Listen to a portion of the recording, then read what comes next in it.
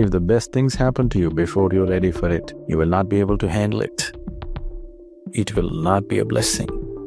Your business on the spiritual path is just to keep yourself receptive.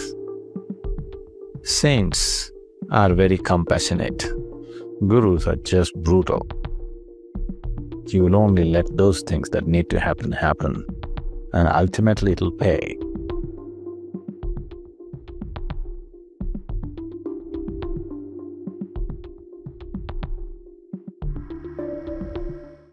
Once, there was a yogi in South India, and he lived in a cave in the mountains. He was doing his sadhana and living there by himself. There in the cave,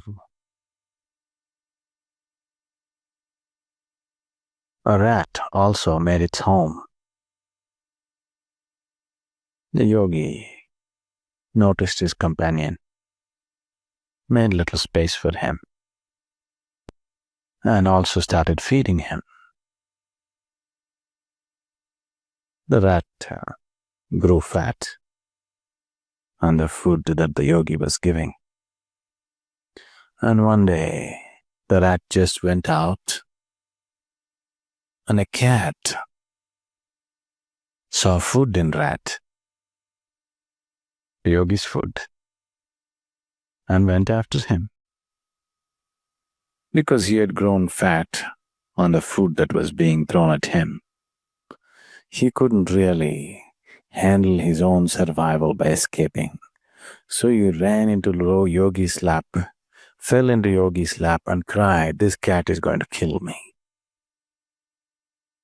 The yogi held the rat and chased away the cat. Then he thought, this rat is going to have problems like this now that the cat has seen a fat rat. It is going to prowl around and wait. So, for its safety, Yogi told the rat, "Say, I will make you into a cat so that you will be safe." So he made the rat into a cat and fed the cat. The cat grew fat.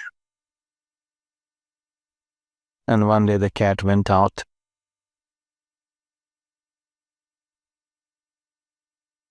A hunting dog saw this cat and went after him.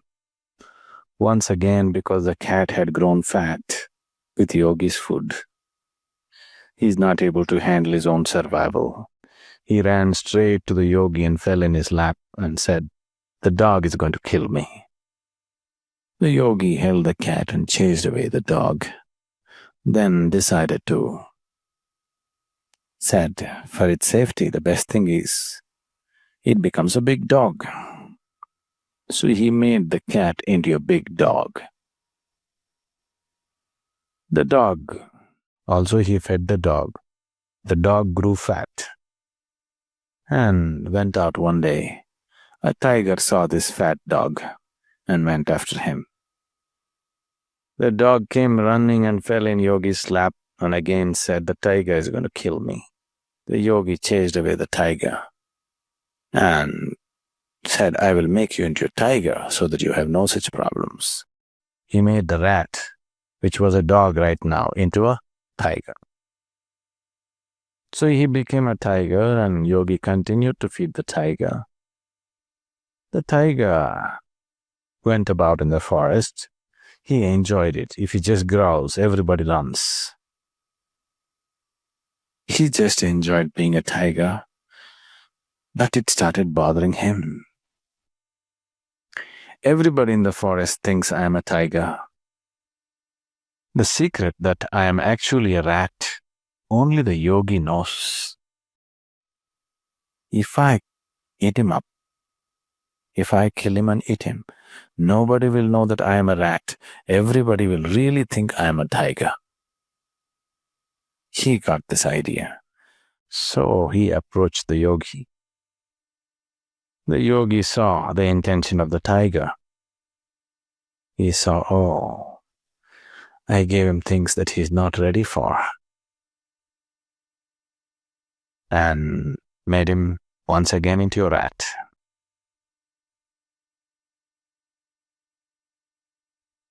These things are constantly happening in your lives. Always people are asking, okay, somebody else is like that, why not me? What about me? If things come to you before you're ready for it, it will not be a blessing. Best things I'm talking about. If the best things happen to you before you're ready for it, it will not be a blessing in your experience. It'll become a great difficulty. You will not be able to handle it. Whether it is material well-being or spiritual well-being or great experiences or whatever, unless you evolve yourself into a certain stage, it will anyway happen. Your business on the spiritual path is just to keep yourself receptive, not expect or demand as to what should happen. I am not that kind of yogi.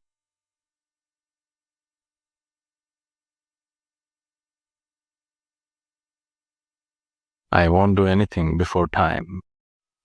But if something comes to you before your time, it will not be a blessing. So the best thing is always just to keep yourself receptive and do what you have to do. What has to happen will anyway happen. In India, we have this practice, especially if you plant a mango tree. The second year itself, mango tree will flower. If you let it be, it'll become full of fruit. The plant will be only this much. By end of January, February, it'll be full of flower. If you let it be, lot of fruit will come.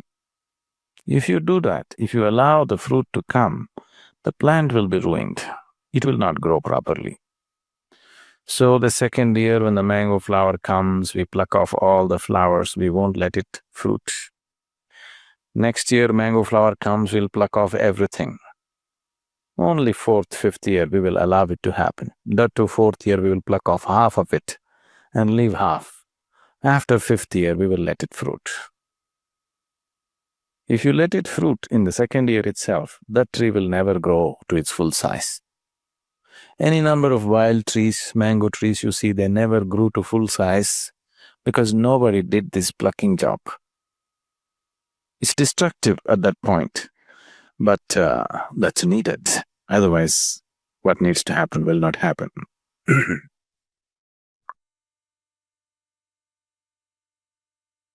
These misplaced, people were loaded with morality, some of you. You have too much of misplaced compassion.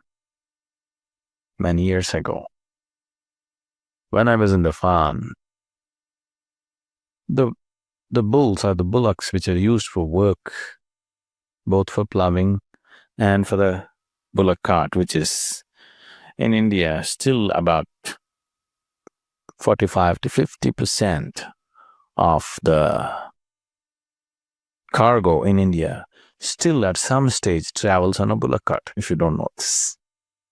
There are trucks, there are trains, there are everything, but still 45 to 50% of the cargo in India still travels on a bullock cart, at least in its early stage, from farm down to the market somewhere. So every farm has bulls and carts, this is normal. So I had these two bulls, and if you treat them well and if you take care of them, they really are good, They act like your friends and they're very responsive. You can have a certain kind of rapport and relationship with them. Like people have very close and dear relationships with dogs. Similarly, people have very close relationships with cows and bulls. So these two bulls are good and they're handsome young men, So periodically, you have to do the, like you have the horseshoe for the horses. Similarly, a similar shoe, actually a horseshoe of a slightly different size, also goes into the bull toes. The way it is done, with the horses you can do it, have the horses standing and do it. With the bulls, it's not possible to do that. They have to put the bulls down on the floor, and it's quite a terrible affair when it's being done. I just saw this whole… A couple of times this guy came and did it, and the way he was doing it, I thought, where is it needed? I have stopped using the cart. My bulls won't go on the road. It only walks on the, unpaved surfaces. So I thought, don't want this horseshoe for my bull. There's no bull shoe. Okay.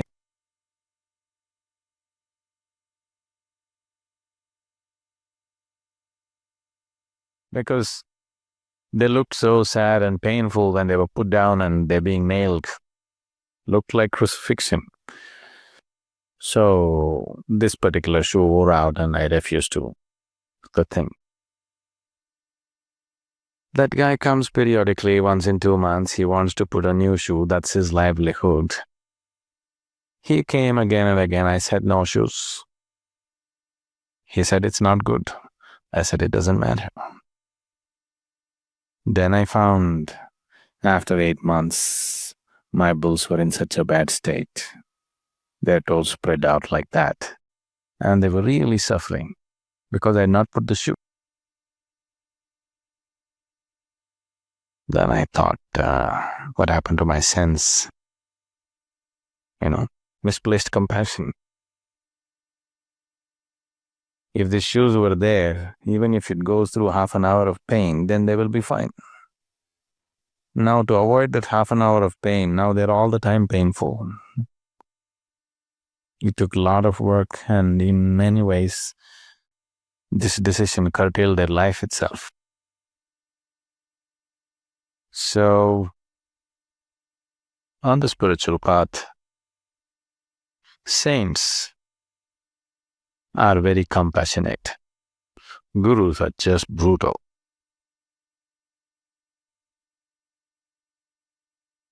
Saints just bless and say, let everything happen to you, or, let the best happen to you. A guru is brutal. He will only let those things that need to happen. Rest of it, he won't let it happen. And ultimately, it'll pay. Ultimately, it'll definitely pay. So those of you who are wondering and struggling, comparing yourself to somebody else, that's not how it is.